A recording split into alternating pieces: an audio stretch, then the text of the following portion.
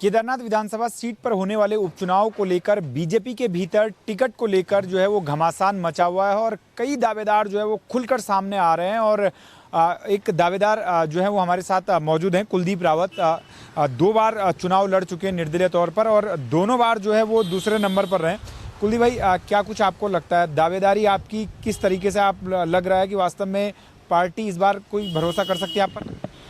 नहीं, पार्टी को भरोसा करना चाहिए क्योंकि एक अच्छा वोट बैंक मेरे पास है और 2 बार जो है लगभग 10 साल तक ये लोग मुझसे जुड़े रहे हैं।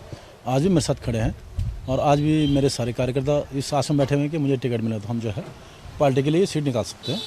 अब बहुत अच्छे मार्जिन से सीट निकाल सकते हैं, इसलिए जो है पार्टी को मुझे पे विश्वास करना चाहिए। क्या आपको लगता है, क्योंकि ऐश्वर्या रावत ने तो नामांकन पत्र भी खरीद लिया, नाम का ऐलान अभी हुआ नहीं है, जो आशा नौटियाल है वो पूरी तरीके से जो है वो मीडिया से बचती हुई नज़र आ रही हैं या बयानबाजी करती हुई नज़र नहीं आ रही हैं। एक जयबीर जो हैं वो भी आज खुलकर दावेदारी कर रहे हैं कि वो दत्तक पुत्र जो है वो शैला रानी रावत के। इन तमाम दावेदारों के बीच अपनी दावेदारी को किस तरीके से आंक? देखो, अच्छा है, हर किसी को प्रयास करना चाहिए। तो संगठन का निर्णय होना है, पार्टी का निर्णय होना है, टिकट किसको देना है, तो समीक्षा होगी किसने क्षेत्र में कितना सक्रिय रहा है, किस बात जनाधार है, उस आधार पर टिकट मिलना है। प्रयास तो सबको करना ही चाहिए, इसलिए लोग जो है पार्टियाँ ज्वाइन करते हैं कि हर कोई अपने फ्यूचर के लिए चिंतित रहता है और हर कोई इसमें प्रयास कर रहे हैं। उसी क्रम हमारी भी दावेदारी है और ये कहीं हद तक जो है सभी लोग समझते हैं पार्टी में कि हम ये सीट निकालने में सक्षम हैं। कुलदीप रावत एक ऐसा नाम केदारनाथ में है जिसका नाम लेते ही सब लोग या सभी राजनीतिक दल ये कहते हैं कि अगर किसी में दम है, क्योंकि निर्दलीय तौर पर जब आप चुनाव लड़े तो आपने कईयों के खेल बिगाड़े भी और दूसरे नंबर पर रहना लगातार पहाड़ में, वो भी पहाड़ जैसी विधानसभा सीट पर। क्या आपको लगता है कि वास्तव में जो है वो रुझान चाहे कांग्रेस और भाजपा के पक्ष में 2 चुनाव का रहा हो, लेकिन कुलदीप रावत के पक्ष में भले ही जनाधार न पूरी तरीके से न आया हो, लेकिन दूसरे नंबर पर रहना किस तरीके के संकेत आते हैं? मेरा वोट जो था वो मेरे काम का वोट था, वो कोई किसी पार्टी का वोट नहीं था वो, क्योंकि मेरे खुद के प्रयास थे। मैंने जो क्षेत्रों में काम किया है, लोगों की मदद की है, वही वोट मुझसे जुड़ा है और वो वोट बहुत मजबूती से आज भी मेरे साथ खड़ा है, क्योंकि उनको उम्मीद है कि मैं क्षेत्र में अगर प्रतिनिधित्व करता हूँ तो बहुत कुछ नया कर पाऊँगा। रोज़गार के हित में हो गया, युवाओं के हित में जो रोज़गार की बात होगी है, और भी कई चीज़ें हैं, तो क्षेत्र का पूर्ण विकास के लिए लोग मुझ पर विश्वास करते हैं कि मैं करूँगा इसका। एक सवाल ये कि मैनेजमेंट भी भाजपा ने शुरू कर दिया है। महेंद्र भट्ट जी के साथ जो प्रदेश अध्यक्ष हैं, मुख्यमंत्री से मिलने आप पहुंचे थे, क्या कुछ बातचीत हुई? क्या दावेदारी को लेकर आपकी क्या आश्वासन उनकी तरफ से दिया गया? अभी जो इस पर इतनी समीक्षा चल रही है तो इसमें कोई भी खुल के बात नहीं करेगा, लेकिन यही कहा गया कि भाई आपका नाम पैनल में है और आपके नाम पे विचार किया जा रहा है, सबके नाम पे विचार हो रहा है, लास्ट में जो है निर्णय संगठन होगा, वही सर्वमान्य होगा। क्या आपको लगता है अगर यदि पार्टी टिकट नहीं देती है फिर आपका स्टेप आगे क्या कुछ रहने वाला है? क्योंकि आपने तो 2 बार निर्दलीय चुनाव लड़ चुके हैं, आपके लिए तो कोई नई बात है नहीं। तब क्या रहेगा यदि अगर पार्टी टिकट नहीं देती? इस बारे में मैंने कुछ सोचा नहीं अभी कि आगे क्या है, वैसे ऐसा होगा नहीं।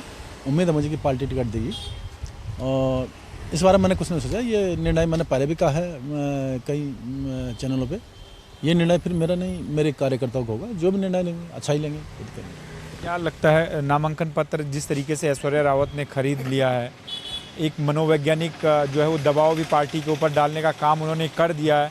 यदि अगर टिकट नहीं मिला तो वो निर्दलीय मैदान में होंगे। और आपको क्या लगता है, आपने कोई नामांकन पत्र अभी खरीद रहा है या खरीदने की सोच रहे हैं? खरीदा नहीं अभी, लेकिन खरीदना चाहिए क्योंकि कल तो छुट्टी है और अब समय बहुत कम रह गया है। उसकी कुछ फॉर्मेलिटीज़ होती हैं, पूरी करनी पड़ती हैं, तो क्या क्या शर्तें हैं नामांकन की वो सारा करना पड़े, इसलिए ज़रूरी है नामांकन पत्र लेना। वो दबाव की कोई प्रक्रिया नहीं होती ऐसे, क्योंकि 3 दिन तो बचे हैं कुल। अब अभी नहीं खरीदेंगे, कब खरीदेंगे? आपने खरीद लिया नामांकन पत्र? मैंने अभी लिया नहीं है, तो शायद अभी मेरे को शायद कार्यकर्ता कोई लेगा आज, मुझे नहीं मालूम, क्योंकि मैं अभी 3 दिन 4 दिन से इंदौर में हूँ, तो ना ही इस बारे में मेरे को अभी बात हुई है। तो नामांकन पत्र खरीदना कम से कम आज और कल में कोई दबाव की राजनीति नहीं होती है, क्योंकि हर किसी को कल अगर मेरा होता है, हर कोई उम्मीद में बैठा हुआ है, हर सभी को आश्वासन दिया भाई आपका चर्चा चल रही है, आपके नाम पे समीक्षा चल रही है, अगर आप योग्य माने जाते हैं सीट निकालने का आपको टिकट दिया जाए, सभी को कहा गया ये चीज़। तो इसलिए जो है उम्मीद पर सबने नामांकन पत्र खरीदा है। कुछ लोग ये कह रहे हैं कि यदि अगर पार्टी टिकट नहीं देती है तो कांग्रेस से भी जो है वो संपर्क में है आप लोग, क्योंकि अगर कांग्रेस आपको उम्मीदवार बनाती है, कुछ इस तरीके की भी चर्चाएं चल रही हैं। क्या कोई संपर्क हुआ है? क्योंकि मैं एक ईमानदार आदमी हूँ और ये डिसीजन तो मेरा नहीं है अभी, हाँ, हो सकता है मेरे कार्यकर्ताओं से वो संपर्क तो हुआ है, लेकिन मैंने उसको बिल्कुल मना कर दिया था, भाई ये पॉसिबल नहीं है। क्योंकि मुझे विश्वास है कि पार्टी इस टाइम मुझ पर विश्वास करेगी और ये जिम्मेदारी केदारनाथ सीट निकाल के मुझे देगी। किसके द्वारा संपर्क किया गया था कांग्रेस से आपको कि आप कांग्रेस में आइए, टिकट मिलेगा? तो ये पॉलिटिकल वो है, नाम नहीं बताऊंगा, लेकिन बड़े ही नेताओं से संपर्क हुआ था। तो मैंने उसे उस टाइम नकार दिया था, भाई मैं ऐसा नहीं कर सकता हूँ, ना ही मैं इस ढंग से जो है मेरी विचारधारा कोई ढंग से है, ना ही मेरा जो जीवन जीने का सिद्धांत है, ना ही वो मेरे को गवाही देता कि ऐसा करने के लिए कि मैं धोखा नहीं दे सकता किसी को नहीं। तो अच्छा, एक सवाल ये है कि माना जा रहा है कि लगभग मनोज रावत जो है वो फाइनल हैं कांग्रेस की तरफ से, नाम का ऐलान होना बाकी है।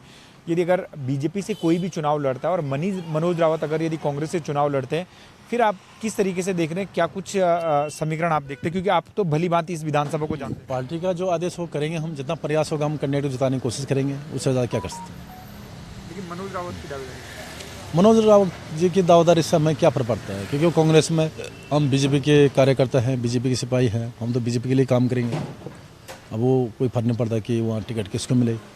अब जिस रास्ता हमने जाना नहीं उस रास्ते बारे में सोचना क्या है, ऐसा कुछ नहीं है। धन्यवाद हमसे बातचीत करने के लिए। तो ये कुलदीप रावत हैं, जिनका साफ तौर से कहना है कि कांग्रेस की तरफ से भी उनसे संपर्क साधने की कोशिश की गई थी और नामांकन पत्र जहां तक खरीदने की बात है तो नामांकन पत्र उनके कार्यकर्ता भी शायद आज या कल में उनके लिए खरीद लेंगे। लेकिन देखना ही होगा, क्योंकि कल तक ये माना जा रहा है कि भारतीय जनता पार्टी जो है वो उम्मीदवार के नाम का ऐलान कर देगी कि कौन बीजेपी का प्रत्याशी केदारनाथ विधानसभा सीट पर उपचुनाव में रहने वाला है। लेकिन अब देखना ही होगा कि तमाम दावेदारों के बीच किसके नाम पर पार्टी अंतिम मोहर उम्मीदवार के रूप में लगाती है। कैमरा पर्सन अफजाल के साथ मनीष जंगवाल, रफ्तार मीडिया, देहरादून।